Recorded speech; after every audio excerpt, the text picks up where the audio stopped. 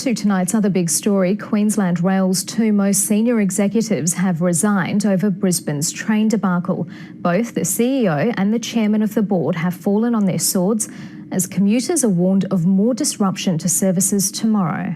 Branded a stuff-up, a bungle, a failure to deliver and communicate. From commuters... After 130 years of planning, not having enough drivers now is a catastrophe.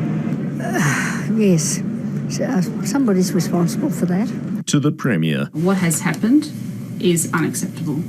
I was furious, the entire Cabinet was furious. There's widespread disbelief that with the 650 extra weekly services promised for the new Redcliffe line, the need for more drivers was overlooked. We were not told that there were any issues at all to do with a lack of drivers on the network. When the problems struck, the CEO was quick to own up. This is my fault.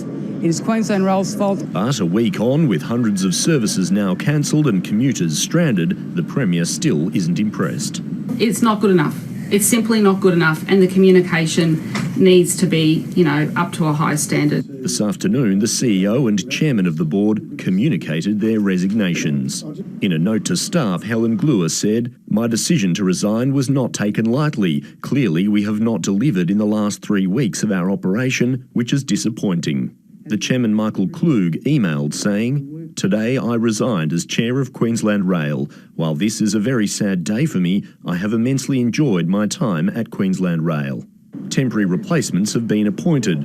The state opposition's after one more scalp, the Transport Ministers. Stirling Hinchlife's rail chaos is the new norm, and I call on the Premier to either seek his resignation or to sack him. The government's put out a 4-point plan to get services back on track.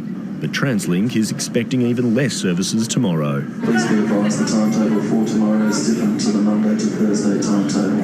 For more information, please visit translink.com.au. For at least one customer, that didn't work. The times were all wrong on the computer compared to what it was at the railway station. More problems coming down the line. George Roberts, ABC News, Brisbane.